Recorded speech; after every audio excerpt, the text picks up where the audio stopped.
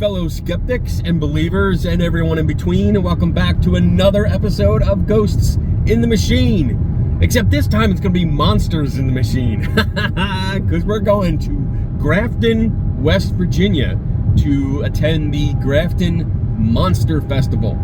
So yeah, West Virginia has a lot of monsters. They got Mothman, they got the Flatwoods Monster. Now they have this Grafton thing, which is there's a historical account like from the 1960s, I believe. And if I'm wrong, I'll put it on the screen here. But I believe it's like 1964, where a journalist left work for the night, and on the way home, he encountered this huge 9-foot tall, like white seal skin, because he said it was a white color, but it was like the skin of a seal, like that leathery kind of look to it. And it lumbered across the road or something like that. And so that was the only actual sighting. And then later on, apparently there were a bunch of teenagers that decided to go monster hunting and went looking for them in big groups, you know, and occasionally they would claim that they saw something, but nothing was ever no details came from it, nothing like that. So Daniel Reed, who is a fellow SI contributor and the founder of the West Virginia Skeptics Society, he called me up and said, hey, we're having a festival and he's speaking at it. So I was like, wow, that's pretty cool. You know, like there's a monster festival that's allowing a skeptic to do a presentation. What?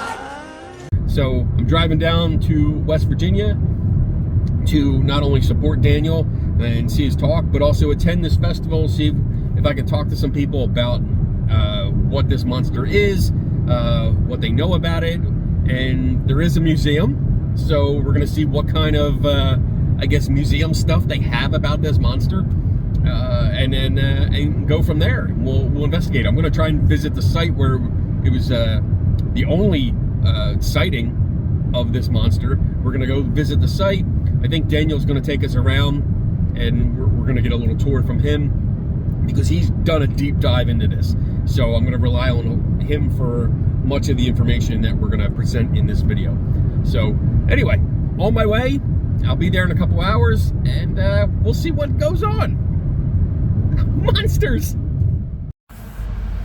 This is funny. There's a line to get into West Virginia. Who'd have thunk it? Welcome to West Virginia. Thank you, Judy. I made it. Let's go find some monsters. Ooh, birthplace of Mother's Day, May 10th, 1908. I did not know that.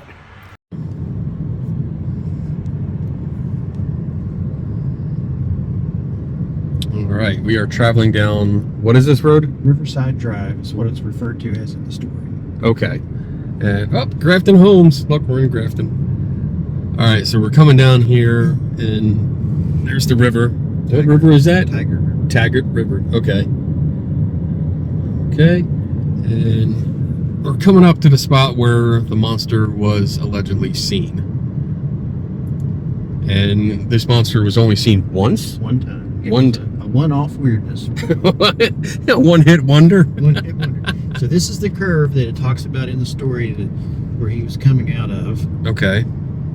And this is the straightaway. So he came into the straightaway, and then this is where he saw it? He saw it over on the right-hand side. It was supposed to be over here in one of these grassy areas. Now, of course, this has probably changed over the years. Okay. You want to pull over? Yeah, let's pull over. See if we can find the monster. And there's people up there. My guess is that they're doing the same thing we are.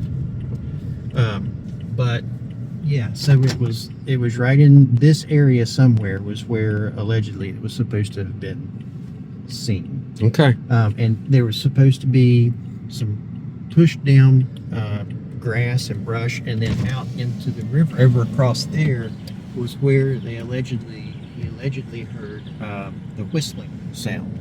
The whistling, okay. That was the noise that it was supposed to make. All right. Let's go look for a monster. Okay. All right, so tell me about this monster. So Robert Cockrell was driving this way from down in Grafton, going back home. He saw it over here on the right-hand side of the road, allegedly saw it on the right-hand side of the road. And it didn't move. There was no, I mean, he said he saw it in the headlights and it scared him, and he floored it and he took off and he wanted to go home. And he got there, and then he came back with some friends later and investigated. Okay. According to the story, the original story. So that's the thing to keep in mind. According to the original story, he saw it, came back with some friends, and then the chaos ensued later. Okay. So it looks like from the pictures, this is probably the spot where the sign used to be. There's no sign here anymore, but there's trees. Like there's a tree right there that has a similar bend and this, but the picture shows the fall and it's less shrubbery. We want a shrubbery. Less shrubbery. Hey, shrubbery. Bring me a shrubbery. Oh yeah, that place gotta be haunted. Look at it. Look, it just screams. That's what you see in a movie, and that's where you can say at the beginning the entire cast is gonna die. They're gonna go in there and die because that house is just haunted. Yes. All right, ready for day one of the Grafton Monster Festival. I'm trying to blend in. Let's go.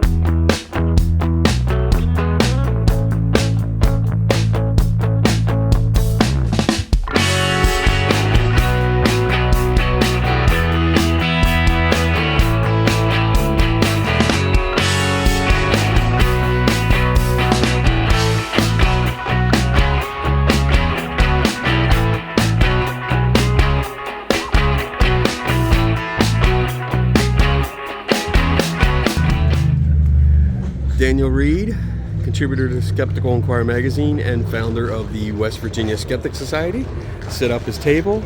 He's all ready to go at the Grafton Monster Festival. How do you feel? Excited. More than excited. I don't have a word for how excited I am. Okay, let's get to it. Look, he's got pens, SI, issues. Ooh, a Bigfoot cast.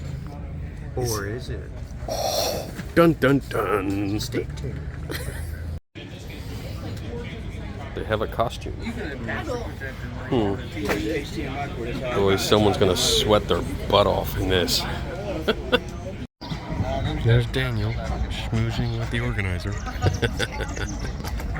That's awesome. All right, so I'm here with Tony at the Grafton Monster Festival, and you set up. You have a whole bunch of books and stickers and T-shirts and stuff. So, what are your thoughts on the Grafton Monster? What do you think it's real? Do you think the stories are valid? What are your thoughts? Okay.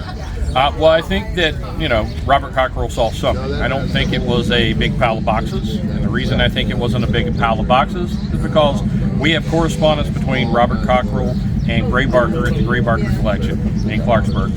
And in that, Robert Cockrell singles out that specific pile of boxes. He says there were 20 different cases that he knew of, different sightings. He had debunked a few of them, and that was one of them. But it was somebody else who saw that, and the editor of the paper made it out to look like it was his sighting and to discredit him. And you see that a lot with these small town monster sightings. Christine Van Acker's sighting in Michigan, Henry McDaniel's case where he saw a three-legged, pink-eyed monster that showed up at his doorstep.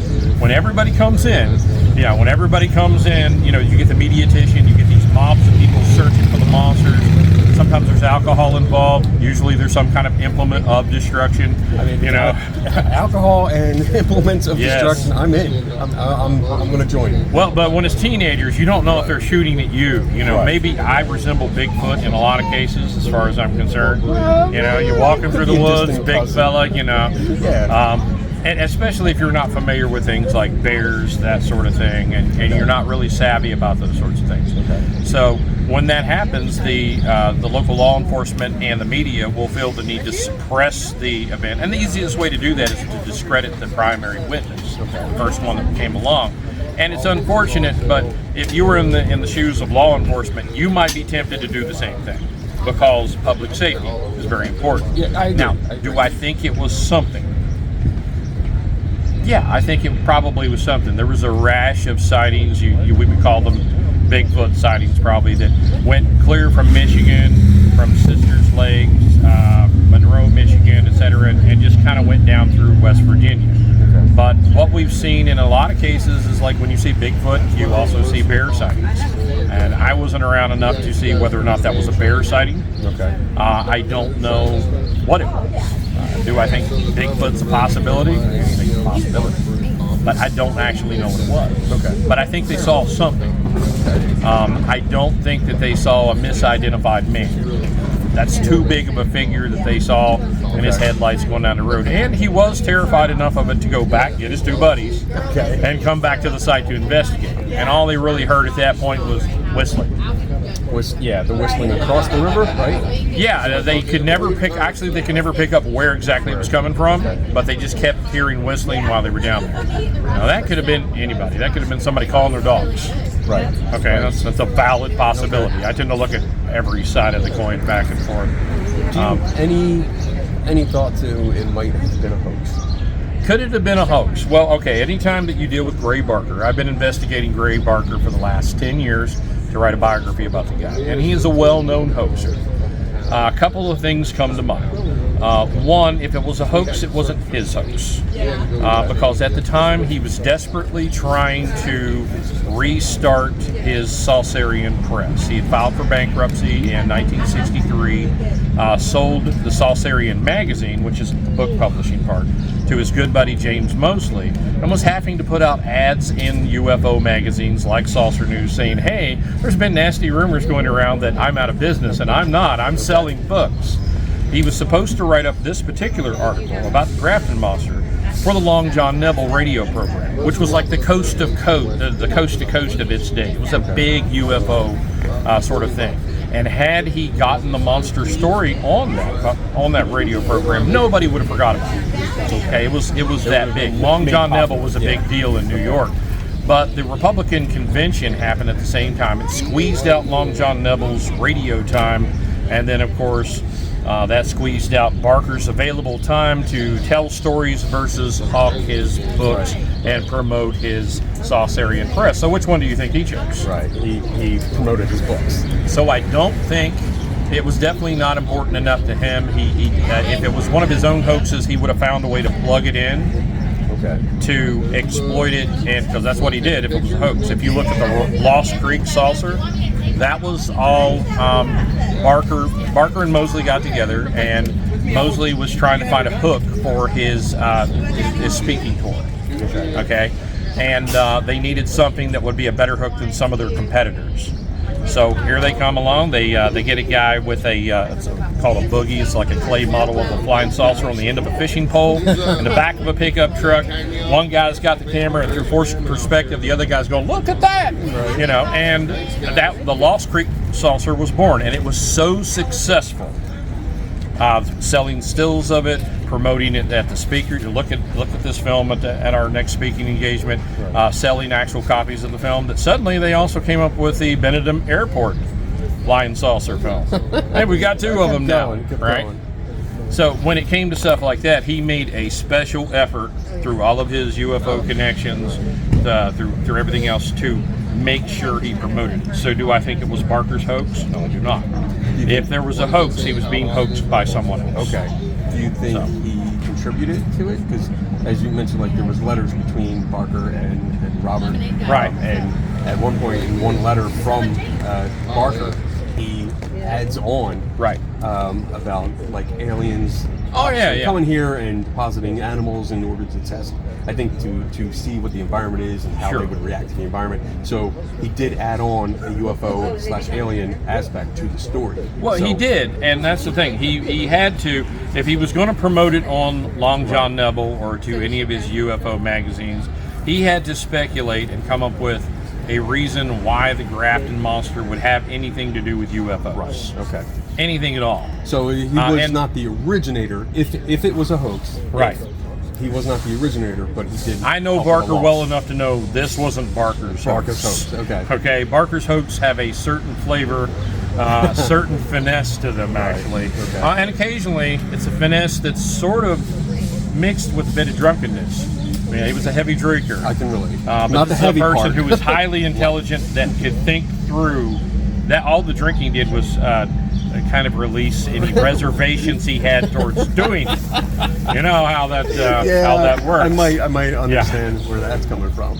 All right. So yeah, again, like he didn't originate hoax if it was a hoax, but he did contribute to the story a little bit. Yeah, he contributed to the story because that was his business. His genre. UFOs were his genre. He had to sell it to his genre.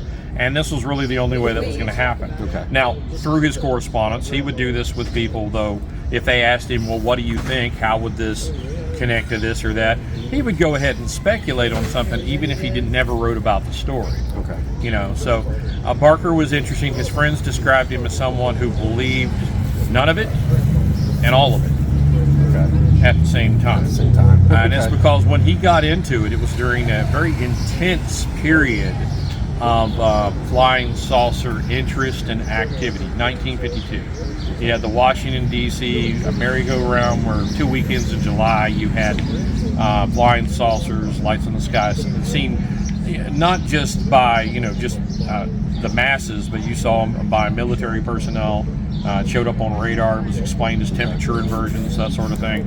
But the public was like, well, we got this. We got the Flatwoods Monster. We got Sonny DeVerges, the scoutmaster that lost a piece of his scout cap from, I guess, a space laser alien. I don't know. We just had a bunch of it. There was a big April 1952 cover of People magazine showed Marilyn Monroe, but also in the corner, hey, there's a case for, interplanetary, Oh, cool. Yeah, it was a very intense time, and that's when we had the formation of the International Flying Saucer Bureau by Albert K. Bender. They literally had people from all over the world that joined this particular organization. It was a huge organization. Barker impressed Bender with his Fate magazine article on the Flatwoods Monster, the Monster and the Saucer. And he appointed him the West Virginia representative and the chief investigator of their investigative group that they just formed. And then yet 6 months later, Bender shuts the whole thing down and says 3 men in dark suits. Does it sound familiar to you? Yeah. 3 men in dark suits had told him sternly, but not roughly, that he needed to stop all flying saucer publication. And Bender did that for 9 months. All right. And after he'd investigated the Flatwoods Monster, hoping to debunk it, and saw kind of like some correlation between the different eyewitness accounts. Couldn't really do it, just like, okay, it's strange and it happened in my backyard. And then he has the original Men in Black episode happen. Barker was trying desperately to see if there was something to it. But I think that by the time he'd gotten to around 1962, he'd realized that, well, he said in a later interview in the 70s that about 5% of flying saucer cases were probably true. He'd gotten a little more cynical by this point, and he had definitely decided that probably not the guy who's ever going to figure this out. Okay. Cool. Well, thank you, Tony. I appreciate it. Thanks for chatting with me a little bit and telling me a little bit about the history. It was an interesting talk. I liked your talk in there today. Oh, thank you. Yesterday. It was interesting. But yeah, good luck today, and we'll see you around. Thank you very much. Awesome. Look what I found.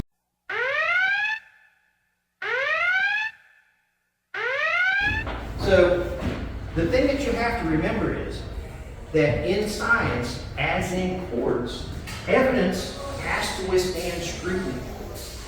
And so, when people start asking questions, some people get really upset when you start asking questions. And that's what a skeptic is. A skeptic is just someone who asks questions. We're not we're not out to just debunk everything. What we're out to do is to come to the truth. And so what we do is anytime we're presented with a piece of evidence, we start asking ourselves questions, and we may start asking other people questions, the people who presented. And sometimes they don't like to be questioned. And that's unfortunate. But you know what, in science, that's what science does. If a scientist presents something, a paper, let's say, the minute that that paper hits publication, you've got a zillion other scientists who are out to prove it wrong. So that is what science does. It has to withstand scrutiny. You have to be able to see if you can poke holes in it. If you can't poke holes in it, guess what? It's good evidence. I want to tell you about this track. I swear to you, every word I said was true, but I left out some stuff. I made this track. This is a track that I have been carving some things out of wood. You just simply put it into the mud, press it down. And notice I suggested to you about the dermal ridges that you can see. Well, there are dermal ridges. It's from my hand. I took it out, and I pressed little places down in there so that my little ridges are visible in certain places. It's very subtle. But it just takes a little bit in order for me to convince you, oh, I saw dermal ridges. It's amazing. I mean, they are there, but they're very, very subtle. Like that's my thumbprint. But that's all I have to do is show you that one, and bam, you'll start seeing them other places. Because I can show you in here other places where there's some little dermal ridges. You see there. So they're all over the place. You guys can come up and look at this. He was experiencing visual hallucinations, and yet she was probably somebody's aunt. And her aunt, if your aunt is telling you, I see these shadows over here, you have to start asking yourself, what are the possible explanations? Remember, I'm going to say this a lot. Possible doesn't necessarily mean probable. It just means that it's likely. So you have to start ruling those things out. As a matter of fact, in psychology as in medical practice, you have rule out, where you go through and you start to rule out those sorts of things. Like, you ever watch House? Where they say, could it be this, could it be that, could it be... And they start doing tests to rule out these things. And that's the same thing you do with this sort of evidence, right? I mean, so before you accept a belief, start asking yourself these kinds of questions. Could the person have misidentified something? I certainly did. Those of you who weren't here at the beginning, I told this story about how I saw this thing. All right, so I am here with the organizer of this festival. What's your name? Alicia Lyons. And why did you put this together? Well, I just really like kind of interesting, freaky things. Right. It's obvious probably by my store here. But I saw it as a real opportunity for our community to do something new. Okay. And most of the people I hang out with are interested in the cryptids and monsters and, kind of interesting things, And I was just thinking, hey, these other West Virginia cryptids are getting their festivals and museums. And I'm like, I think Grafton deserves to celebrate theirs. Okay. So we hit the 60th anniversary of the first. It's actually today. Oh wow! Okay, that's of cool. the first documented sighting. So we thought this would be the perfect time to start having some fun. That's cool. Did you have any trouble like getting the festival off the ground? Not really. It snowballed really quick in a good way. Okay. Once we put it out there, like the local group was like, "Yeah, let's do it," and I knew a lot of people that were interested in that and were artists in the area, and I knew they probably did the convention circuit and all that stuff, selling their art and stuff. So I let them know, and they knew all kinds of people. So it just like spider webbed out from there. So I think knowing the right people, it went really. And I'd kind of been doing my research for a couple of years attending other conventions, Okay. making contacts. Like, Right. oh, this person's got cool stuff. They actually have a Grafton Monster on them. Okay. I bet they would come be a vendor. Cool.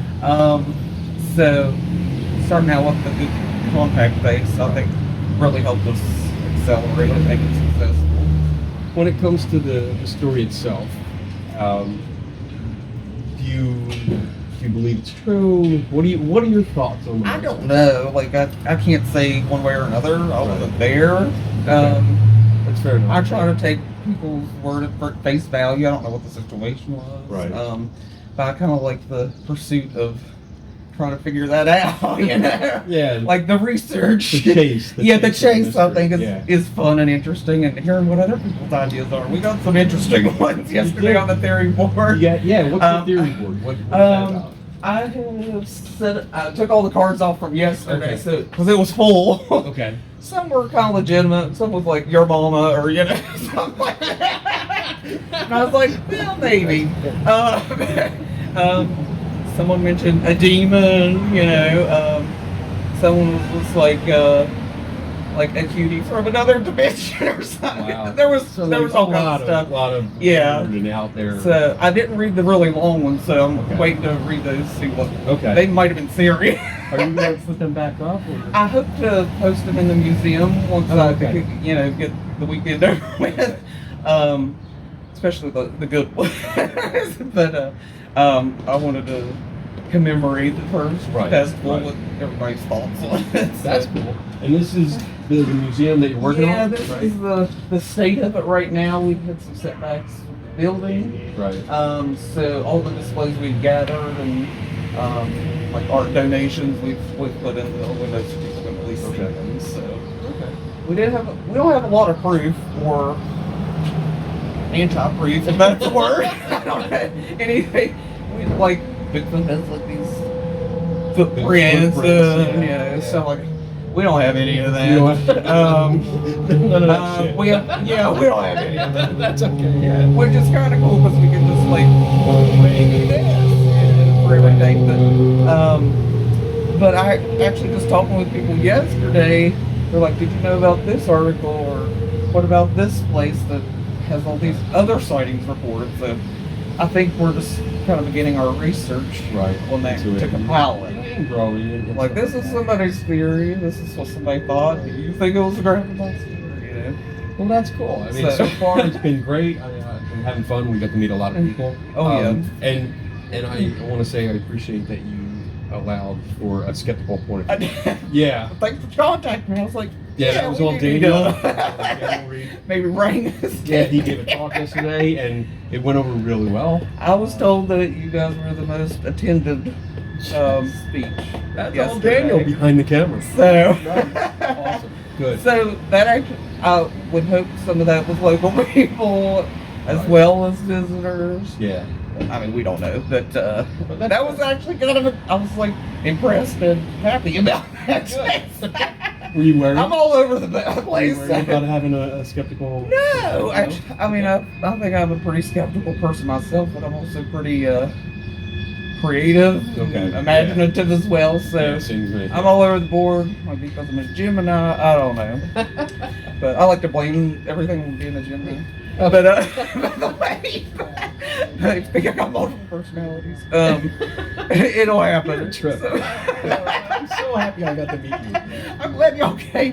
I was just like, yeah, I'm with you guys. We vibe pretty easily. Good. I don't know if my husband got to meet you, but I was like, you get along with these guys real well. Well, thank you for talking to me, and thank you for putting on the festival and inviting us, and just we had a great time, and we're still gonna have. And that's really what it's about. Yeah, for us. yeah, So. a good time. Plus, all like the children's like drawings and stuff that we saw throughout. Oh, we're all about art here. Like that's a lot. The core people working on this event are all usually attached to the gallery and the Arts Council, and so we are always going to have that string, that push in there to get the art out. All right, thank you very much. I appreciate it. Thank you so much, and we'll see you. Thank you guys. Oh, good. Awesome. You're welcome back. Thank you. Thank you guys. Oh, all right. Awesome.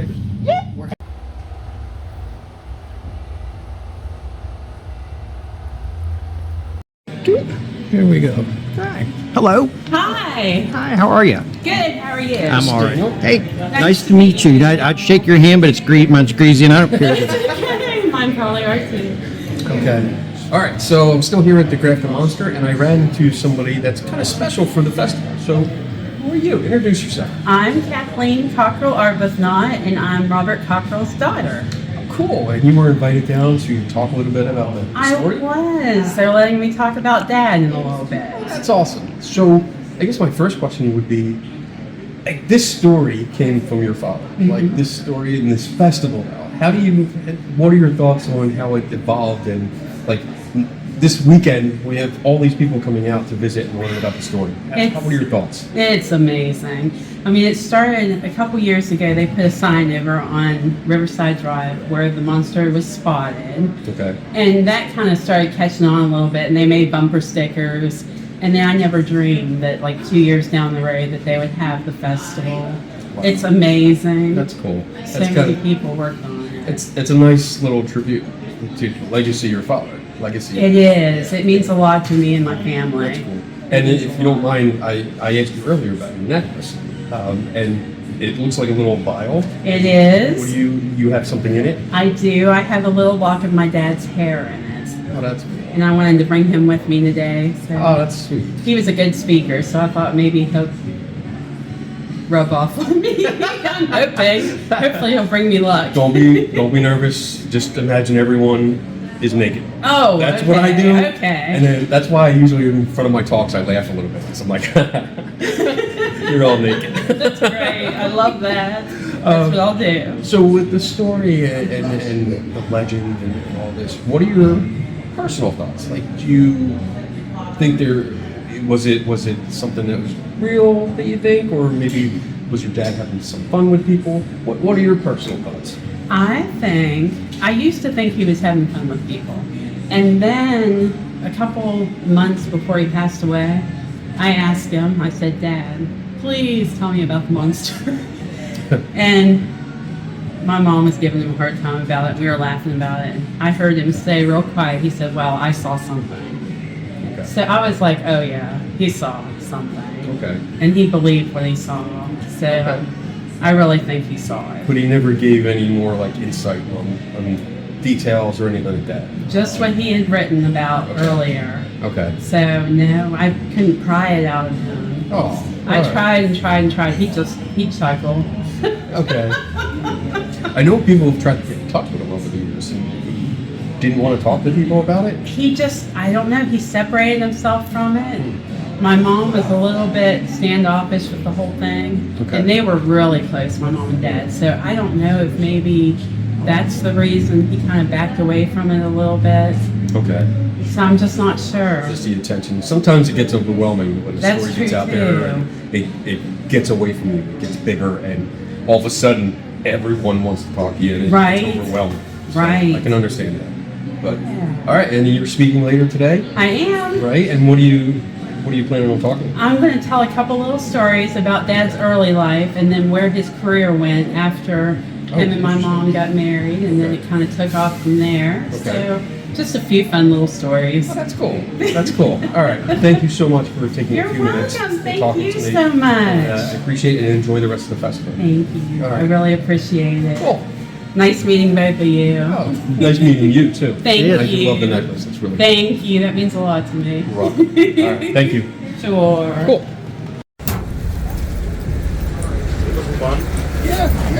We could probably get another one going later doing on this. today.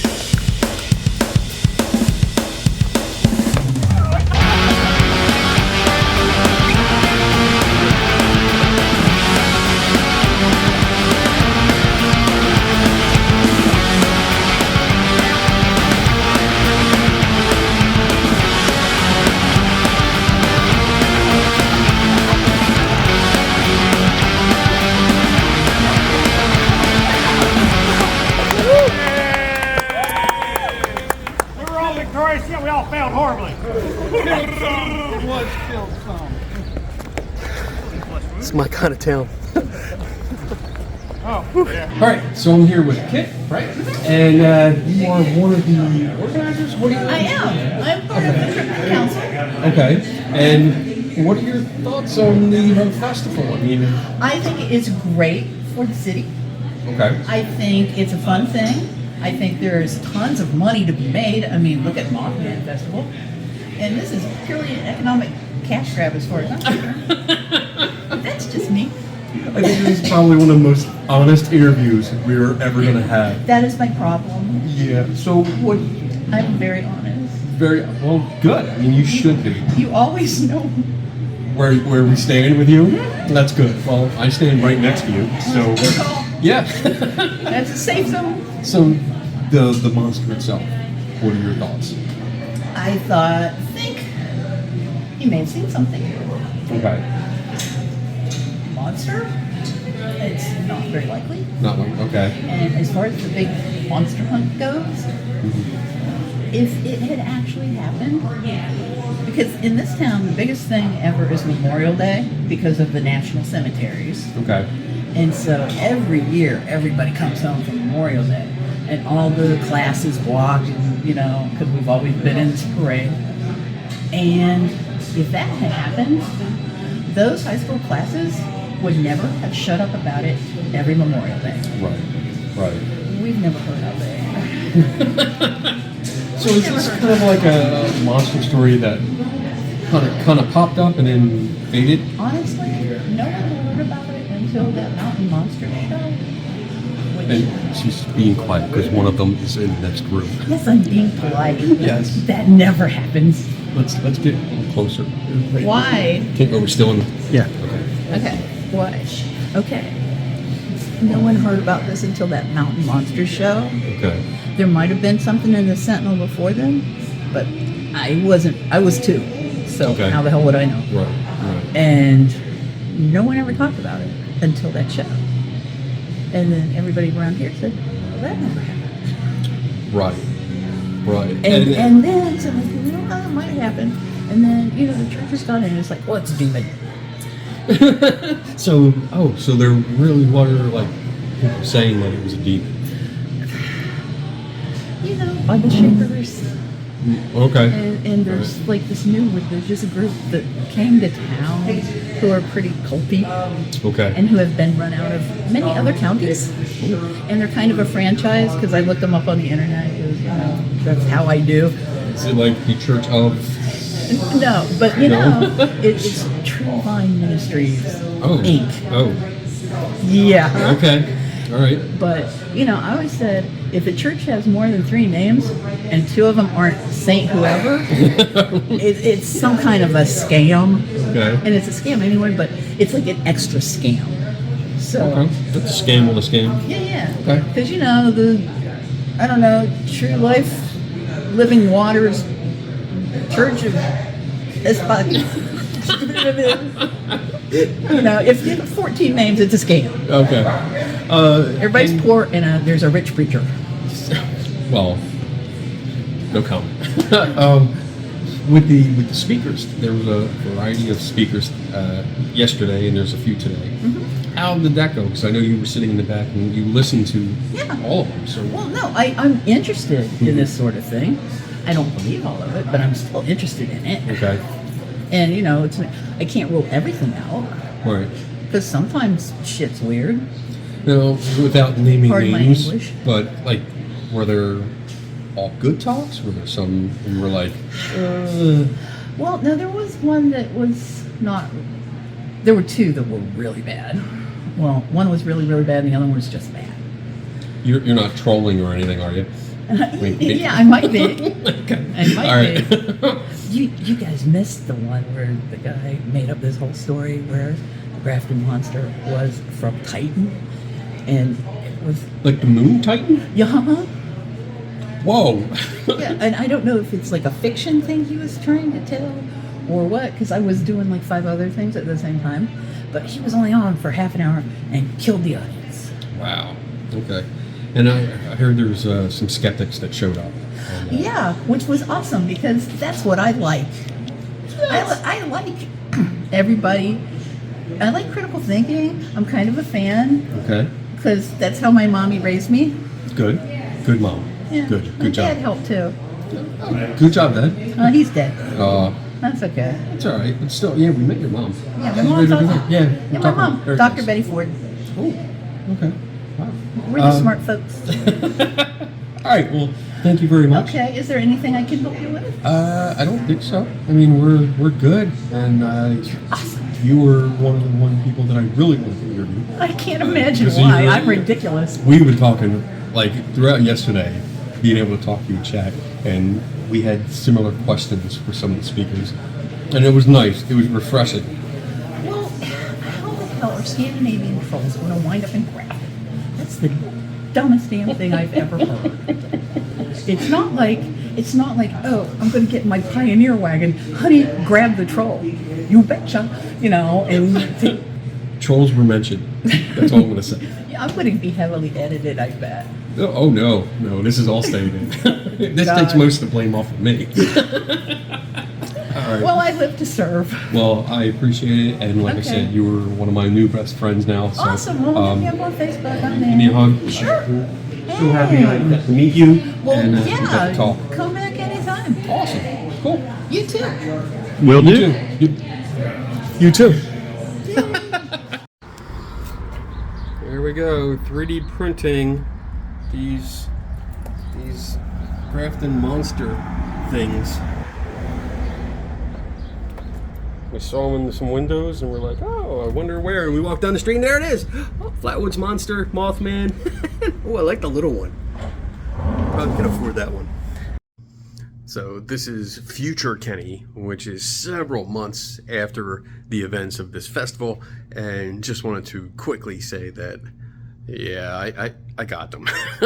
Not only did I get the little one and the little cute one, but I got a mini version of the big one, and I definitely got the big one. But it was free, because they messed it up, so the leg right there was messed up. You can see it, and they were giving them out for free, so I grabbed one and fixed it, and now it's part of the collection here.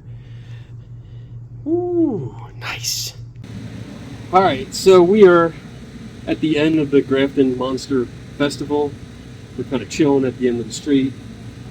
We got to talk and interview a bunch of people. We interviewed the organizer, two organizers. We interviewed a vendor or two, and we talked in the beginning of the video, kind of describing the monster, where it was, what was found, and this and that.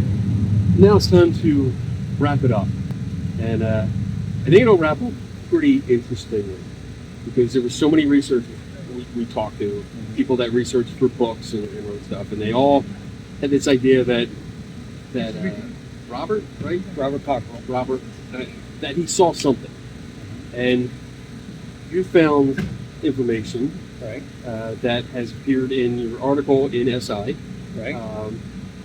You found some revealing information. So what did you find? How did you find it, and what did you find? In looking at everything, I looked at every book, everything I could find. That I would watch it, if it were a YouTube video or if it were a podcast or whatever it might be.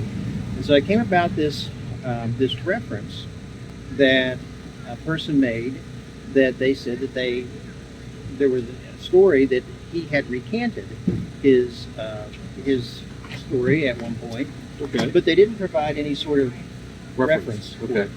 So I reached out to the guy and I said, hey, there's this, you made mention of this, and could you cite it for me? I'd like to be able to follow up on it. I've done some research. And so it was a while before he got back to me, and I thought maybe he maybe wasn't, or maybe his channel was dead at that point or something. And but nevertheless, here a while later, I got an email response, and he gave me the source, which was one of the references that I have, and it wasn't in there. And so I responded back to him, emailed him back, and said, hey, maybe is there another one, because it wasn't in there. I have that book, and it wasn't in there. So he never did respond. Nevertheless, that got me on the trail that there was something out there to be found. And so it was in those days that I started to look and dig. And I kept digging, and I came up here to the library.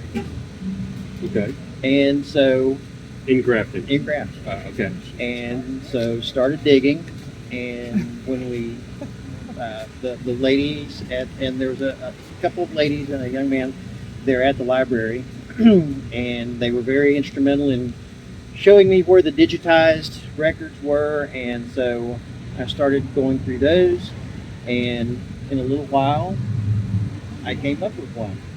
This is the aha moment of the case? Yes. Yes. Aha! Aha! So what did you find? I found a letter to the editor that Robert Cockrell wrote on the 50th anniversary of the Grafton Monster. He said, and I'm going to summarize a lot of it. Okay, and I'll probably throw a picture up on the screen. Okay. He said that the Grafton Monster did not exist, and that it never existed. And how does he know that? Because he was that young reporter that basically made up the story. He recants the whole thing. Okay. And he does mention something specific, as in like what he based, I guess, description on, right? The boxes. Yeah, he said that there were. Well, first of all, he said that a lot of the story has been made up and embellished over the years. So, which happens with monster which legends happens and with, stuff. yeah. And he said that, for example, that in this one book that was written, should I say the name? You can say the name. Rosemary Ellen Guiley book on monsters, West Virginia. Okay. That he said there was a lot of stuff in there that never happened. So like all the investigations that was alleged that he did after the sighting never really happened. Robert. Yeah. Okay. So where people have said there were 20 or 30 investigations that he did afterwards, and based upon what I've read in the article itself, Right. What, It wasn't true. it wasn't true. A lot of it didn't happen. It's just been completely made up and embellished over the years, like the telephone game, where that's Yes. and that's happened. There was the possibility that someone had a bicycle that would have boxes stacked up on it and a tarp over it. There was, And that was like an actual person that did that. yeah, Right? yeah. There was a person. Yes, there was a person that went was around known, with a spike. yeah, a person that was known to do that. And the train tracks, when we were out the other day, we saw a guy walking along the train tracks Yeah. on the other side of the river from where the road is. Right. Where the sighting was. Yeah. The alleged sighting. The alleged sighting. And so, there's any number of Right. things that, if you wanted to look and try to break down what this was, that you could attribute it to. However, he said he made it up. Yeah. It was complete fabrication. Yeah. So, Wow.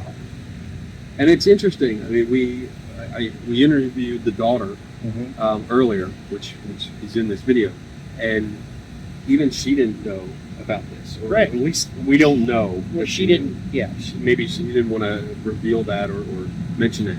But I mean, the way she spoke, like her father just said he saw something, Right. and it left it at that. Which is, that's not lying, because if he did see like this guy on a bicycle with the boxes, he saw something, because that's something, but not a monster.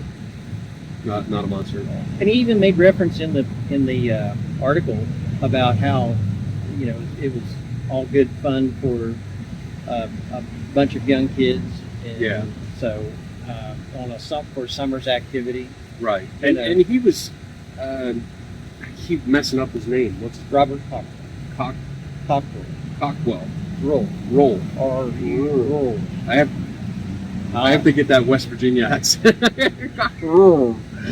But he was 17 at the time Yeah. when he wrote this, the original story. When he had the original setting, he was only 17. Right. So I can see like him putting the story out, thinking like this is going to get some attention or have some fun. Right. And especially, we talked about this the other night, like when he left and came back with two buddies. Maybe that was a way to spread the prank. Well, yeah, and I don't even know that he necessarily came back with a few buddies. As you read through the article, some of it you sort of have to infer some things from what he's saying in the article. But then there's, at the very end, it's very blatant. It didn't exist. It never did exist. Right. But he said that you tell somebody something, it spreads rather quickly. Right. So there's also mention in his article when the letter to the editor about the episode of the Mountain Monster. Yeah. And what he said that basically that it gave the story that they did and the way they portrayed it gave the state a black eye. And he also referenced the Rosemary Ellen Guiley book. Yeah. And that's where he was saying that basically the things that were in there were made up whole cloth, and that the fact that the folks from Mountain Monsters, when they did the show, his exact words, that it gave the black eye. Gave the state a black eye. Because it sounds like they embellished a lot. Yeah. Okay. Yeah. Which isn't. I mean, anyone watching this probably is not surprised by that. If you watch the show, I haven't watched it, but I've heard about it. That's all I'm going to say. I'm not going to speculate because I haven't watched it. So, but pretty much that's it. I mean, we come full circle. We came out and we looked into the mystery, and we kind of got different points of view, and then your research led to revealing that from the beginning it was a hoax. But go ahead. I'm not opposed to the folklore.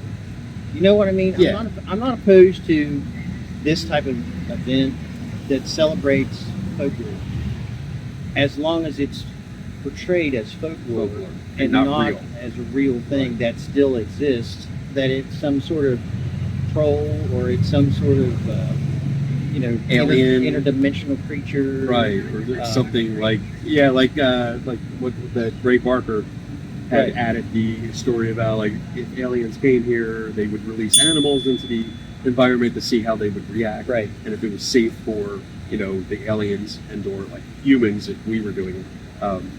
And that's kind of like the spin on the story from the Ray Barker perspective. So yeah, you see that evolution, and it goes beyond folklore.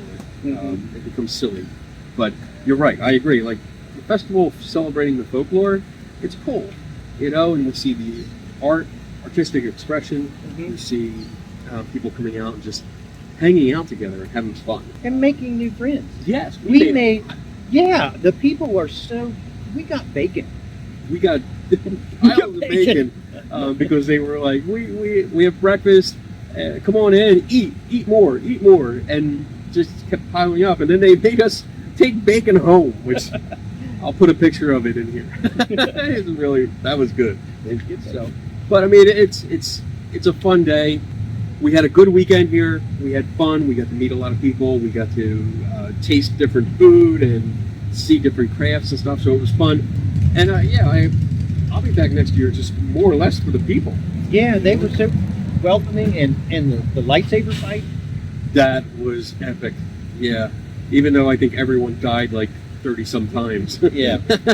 But Me within the first 2 seconds. well, sneak attack. Yeah. Sith move. Anyway, Sith move. thanks for watching. I hope you guys enjoyed the video. Not really in-depth investigation this time, but more of a come along with me, see what it's all about. And again, I hope you enjoyed it. And I'll see you next time. Never stop learning. Bye.